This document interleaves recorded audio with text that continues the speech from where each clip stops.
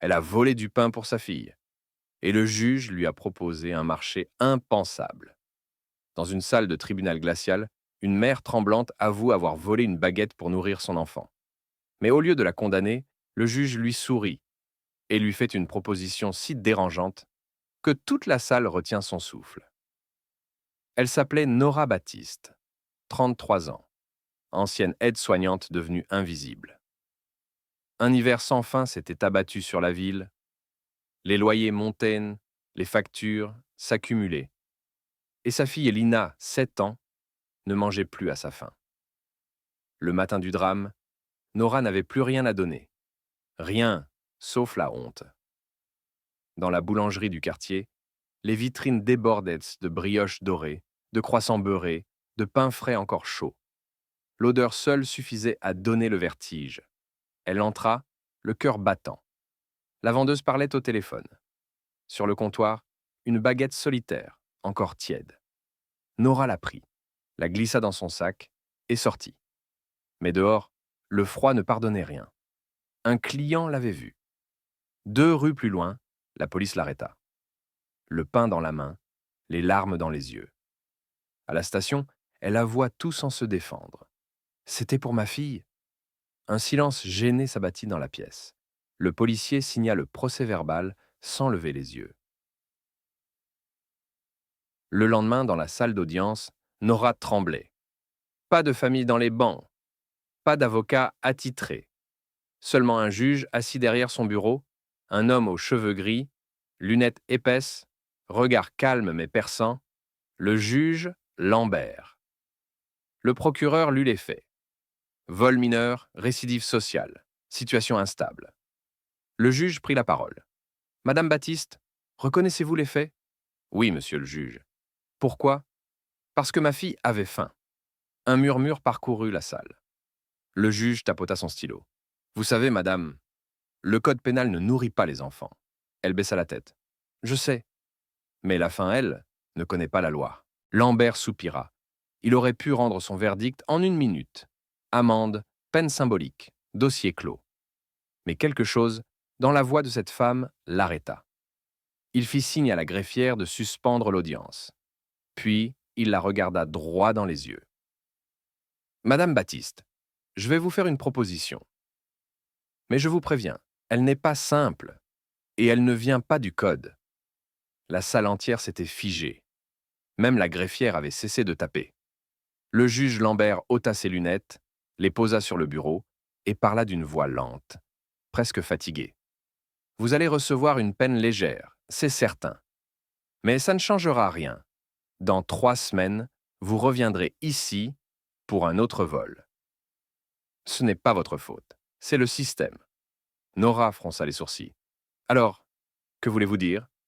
Je peux vous proposer un marché. Pas de prison, pas d'amende. Mais en échange, vous travaillerez ici, au tribunal, pendant 6 mois, bénévolement. Un murmure parcourut les bancs. Nora écarquilla les yeux. Faire le ménage? Lambert secoua la tête. Non. Vous aiderez à classer les dossiers de comparution immédiate. Vous verrez chaque jour des gens comme vous, des mères, des chômeurs, des jeunes. Vous comprendrez comment tout cela fonctionne. Et si je refuse, alors la loi suivra son cours. 3 mois avec sursis, inscription au casier, et votre fille n'aura plus droit aux aides sociales. Le cœur de Nora se serra. C'était une proposition déguisée en menace. Mais derrière les mots du juge, il y avait autre chose. Une épreuve, une main tendue ou peut-être un piège. Pourquoi moi? Demanda-t-elle enfin. Le juge eut un sourire amer. Parce que, Madame Baptiste, j'ai grandi avec une mère comme vous, et j'aurais voulu que quelqu'un lui tende la main avant qu'elle tombe. Nora resta muette. Puis, à voix basse, j'accepte. Les semaines suivantes furent étranges. Chaque matin, elle entrait par la porte de service du tribunal, avec un badge temporaire et un gilet trop grand. On la regardait sans vraiment la voir. On lui donnait des piles de dossiers à trier. Vol à l'étalage, loyer impayé, violence domestique. Des centaines d'histoires d'humains à bout de souffle. Elle y retrouvait son reflet partout. La peur, la honte. la survie. Un jour, en rangeant les archives, elle tomba sur un dossier portant son propre nom. Son ancien procès, celui de 2017, Nora Baptiste, aide-soignante, licenciée après avoir dénoncé des conditions de travail dangereuses. Elle n'avait jamais su que l'hôpital avait porté plainte contre elle pour diffamation. Tout s'éclairait. C'est pour cela qu'aucun employeur ne la rappelait. Le soir, quand le juge passa dans le couloir, elle osa l'interpeller. Vous saviez? Il s'arrêta. Oui. Et vous ne m'avez rien dit? Je voulais que vous le découvriez seul. Parce qu'il faut parfois connaître la racine de son injustice avant de pouvoir la combattre. Ces mots restèrent gravés. Pour la première fois, Nora sentit que son histoire dépassait son propre ventre vide. Elle représentait quelque chose, une preuve que la misère n'est pas un crime, mais une conséquence. Mais ce qu'elle ignorait encore, c'est que le juge Lambert préparait une seconde partie à son marché, celle qui allait tout faire basculer. 6 mois avaient en passé. La routine du tribunal était devenue pour Nora une étrange école de la réalité. Elle connaissait désormais les couloirs, les bruits des portes, les soupirs des greffiers, les visages des accusés fatigués avant même qu'ils ne parlent. Elle savait que la justice avait un parfum de café froid et de papier humide, et elle avait commencé à parler à certains d'entre eux, des femmes surtout, mères seules, travailleuses précaires, caissières ou femmes de ménage. Toutes disaient la même chose. On ne vole pas par plaisir, on vole parce qu'on a faim. Un matin, alors qu'elle rangeait la salle vide, le juge Lambert entra sans toge. Il portait un vieux manteau beige, un air inhabituellement humain. Vous avez tenu parole, dit-il. 6 mois, sans une seule absence. J'ai tenu parce que j'avais un but, répondit-elle simplement. Nourrir ma fille. Le juge s'approcha, posa un dossier sur la table. Alors voilà mon deuxième marché. Elle leva les yeux. Encore un? Oui, mais celui-ci n'est pas un travail, c'est une épreuve. Il ouvrit le dossier. Dedans, un mandat de comparution, nom en haut de la page, Clément Durand, boulanger. Le même homme chez qui elle avait volé. Le même qui avait appelé la police. Mais cette fois, c'était lui, l'accusé. Fraude fiscale, exploitation de personnel sans papier, violence légère. Nora resta figée. Pourquoi vous me montrez ça? Parce que le sort vous offre une chance rare. Choisir. Choisir? Oui, dit le juge calmement. Vous pouvez témoigner contre lui et il ira en prison. Ou bien, vous pouvez demander que votre témoignage soit retiré. Et dans ce cas, je vous nommerai médiatrice à temps partiel, rémunérée, ici au tribunal. Vous aurez enfin un vrai salaire, une stabilité, une dignité retrouvée. Elle recula d'un pas. Vous me demandez de me taire?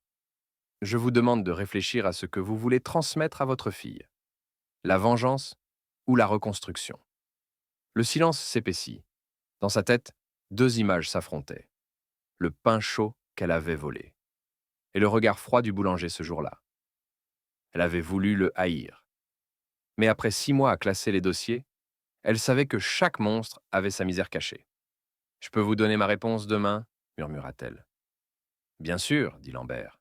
Mais rappelez-vous, certains choix vous libèrent, d'autres vous lient pour toujours. » Cette nuit-là, Nora ne dormit pas.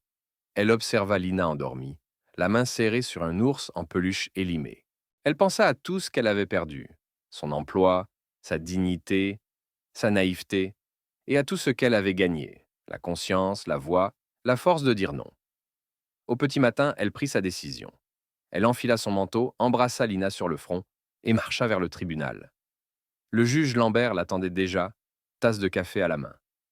Alors, Madame Baptiste, Nora le regarda droit dans les yeux. Je vais témoigner. Le juge resta silencieux un moment, puis hocha lentement la tête. Je m'en doutais. Mais il ne souriait pas. Il la fixait d'un regard grave, presque triste, comme s'il savait que ce choix aurait un prix bien plus lourd qu'elle ne pouvait l'imaginer. Le procès eut lieu 2 semaines plus tard. La salle était pleine à craquer. Journalistes locaux, militants, curieux. L'affaire du vol du pain était devenu symbole d'un débat brûlant, la misère et la morale. Et maintenant, l'ironie du sort voulait que la voleuse témoigne contre le boulanger. Nora se tenait droite à la barre.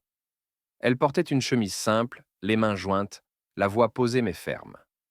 Le juge Lambert présidait l'audience, le regard plus neutre que jamais. Clément Durand, lui, semblait avoir vieilli de 10 ans. Les cernes creusaient de ses yeux. Ses mains tremblaient. À côté de lui, son avocat chuchotait sans relâche, mais le boulanger n'écoutait plus.